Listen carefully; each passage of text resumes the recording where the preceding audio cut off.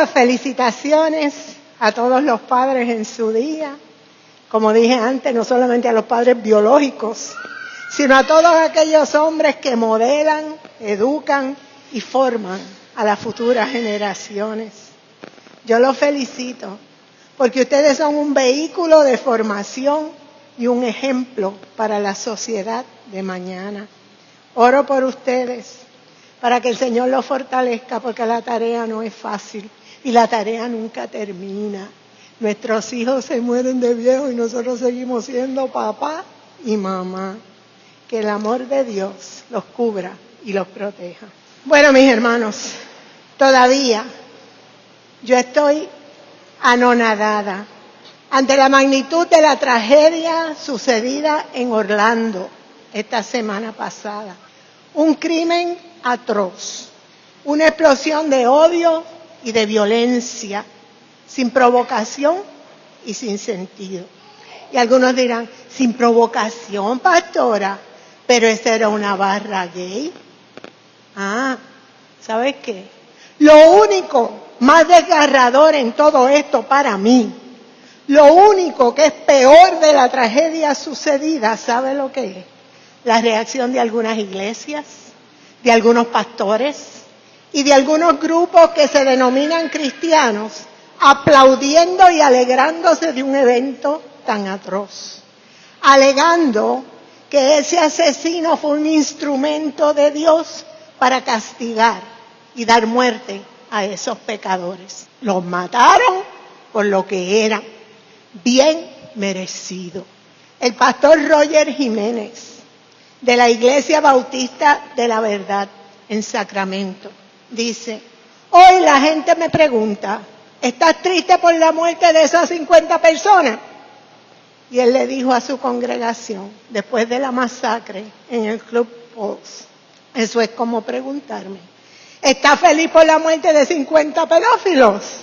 Pues estoy feliz, dice él, porque se ha hecho justicia. Pero entonces yo me pregunto, si decimos que este evento sucede por estas personas ser quienes eran, entonces ¿por qué sucedió la matanza en Sandy Hook? ¿Por qué sucedió la matanza en la escuela de Columbine? ¿Por qué sucedieron tantas matanzas en las universidades en Estados Unidos, donde las víctimas eran estudiantes, eran niños, eran maestros? Porque si razonamos una cosa, tenemos que razonar la otra. ¿Por qué murieron tantos bebés en la explosión en Oklahoma, donde había un centro de cuidado de niños allí en el sótano? Así es que si decimos, sí, eso pasó porque es brazo de Dios. ¿Brazo de Dios? ¿Cómo nosotros podemos decir que Dios extiende ese brazo condenador contra niños, contra maestros, contra seres humanos de todas clases? Y entonces, mire, cuando yo leí el Evangelio de hoy, yo dije, ay Dios mío, este Evangelio para el Día de los Padres, el endemoniado gadareno. Pero Dios sabe todas las cosas.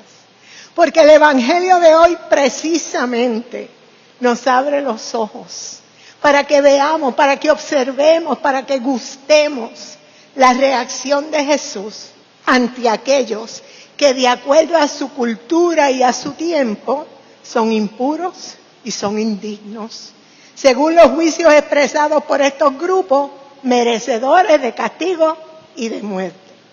Para empezar, Jesús llega a Gadara. ¿Y qué es eso? Gadara es una de las 10 ciudades griegas que estaban al otro lado del mar de Galilea, llamado la Decápolis. Eran 10 ciudades gentiles, nada tenían que ver con la religión judía ni con las leyes de pureza. Ellos estaban allá en su mundo. Ya empezamos mal. Porque ¿qué tiene que ir a buscar un rabino judío, piadoso, devoto como Jesús, en la tierra de gente impura? Tan impura que se dedicaban a criar cerdos. Cerdos, que era la impureza más grande que un judío podía estar en contacto. Por eso es que el libro de Isaías dice, los que comen carne de cerdo. Ay, mamá, nosotros que nos paramos en pagar, ¿verdad? Entonces, para un buen judío, nadie que criara cerdos, ni que se relacionara con cerdos, podía estar en la presencia de un rabino. Porque era impuro, estaba sucio, estaba asqueroso. Pero esto se pone peor.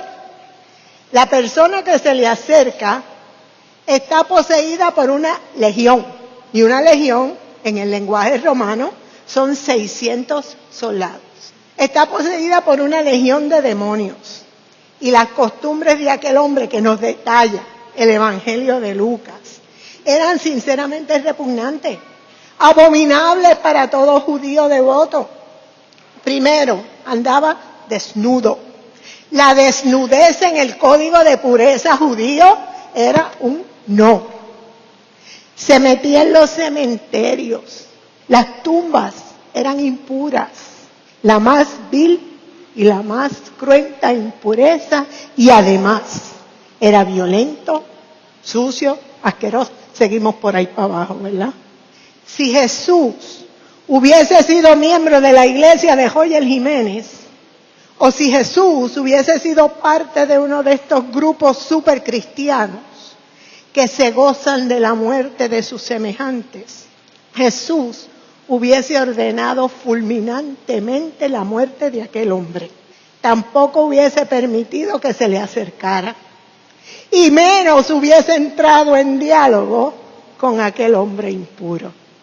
Hubiese dicho, mira, quítamelo delante, échenlo por el risco para abajo, porque esta persona es una persona impura, indigna, y yo no quiero nada que ver con eso.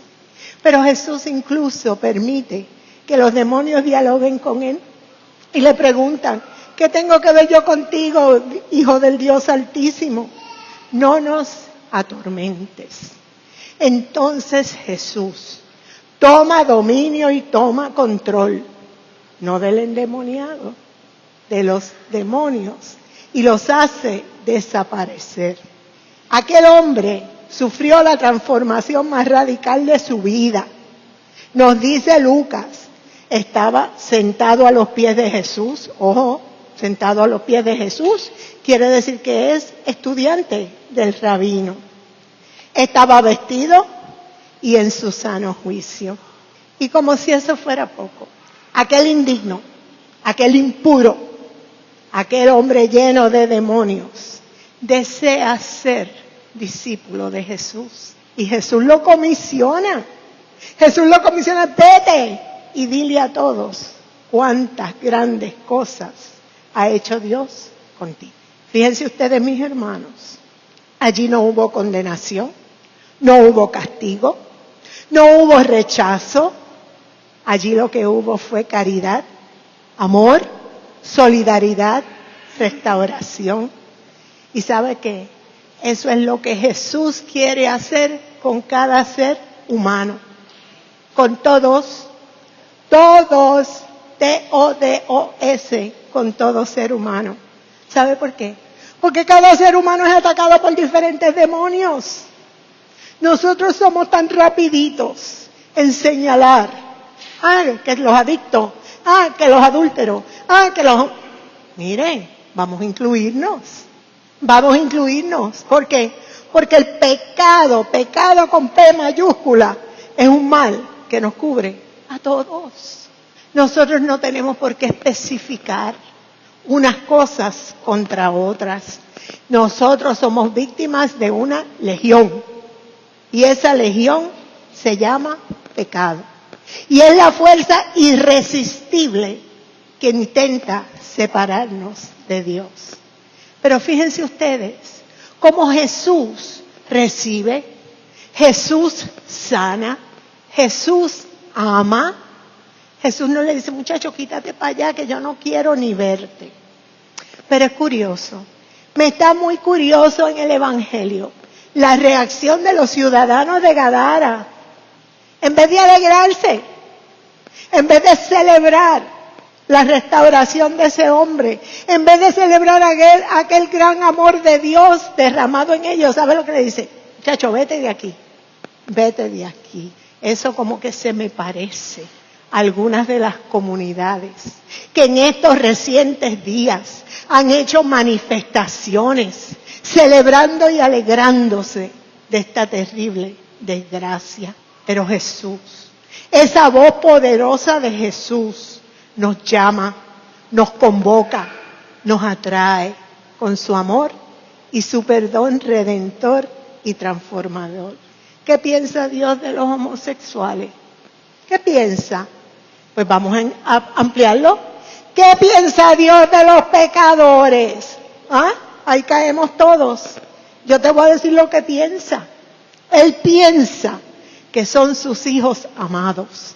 Y por eso vino Cristo. Porque de tal manera amó Dios. ¿Sabe a quién? ¿A quién? No a los luteranos, ni a los pentecostales, al mundo. Al mundo. Para que todo aquel que en Él crea no se pierda, mas tenga vida eterna. Podemos preguntarnos, ¿qué piensa Dios de mí? ¿Acaso yo soy, como dice la lectura de Isaías, más santa que tú? Nosotros todos y todas hemos nacido bajo la maldición del pecado. Pero por ese gran amor de Dios hemos recibido la transformación. Como aquel endemoniado de Gadara que andaba desnudo por los sepulcros y después estaba vestido y en su sano juicio. Ese Dios nos dice, y me encantan estas palabras de Isaías: extendí mis manos a un pueblo rebelde.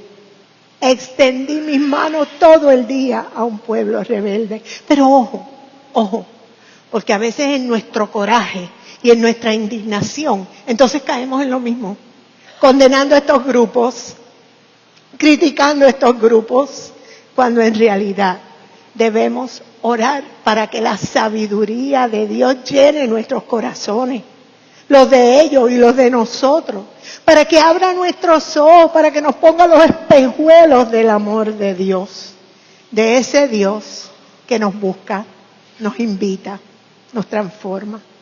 Ese Dios revelado en el pleno amor de Jesús, que se acerca a nosotros, lo que vivimos en Gadara, que se acerca a nosotros, lo que tenemos diferentes demonios, que se acerca a nosotros, seres pecadores e impuros, se acerca a nosotros, que cuidamos cerdo, se acerca a nosotros, nos liberta de nuestros demonios, nos da su vida y nos da su paz. Y luego nos convoca a ir a decir a todos lo que Él ha hecho por nosotros. Nos hace parte de su familia, de su equipo de trabajo, cambiados, transformados y sobre todo, amados. La verdadera iglesia cristiana siente y piensa como Cristo. La verdadera iglesia cristiana refleja a Cristo. ¿Y qué es eso? Reflejamos el amor, reflejamos la igualdad, reflejamos la inclusión, reflejamos el perdón. No condena al que es diferente, no se goza de la injusticia, se goza de la verdad, no levanta barreras. La verdadera iglesia cristiana modela a Cristo. Amor, inclusión, perdón, vida y paz, sin excepción. Amén. Cantaremos el himno 209 que está en la última paginita de nuestro boletín. Última página del boletín, 209.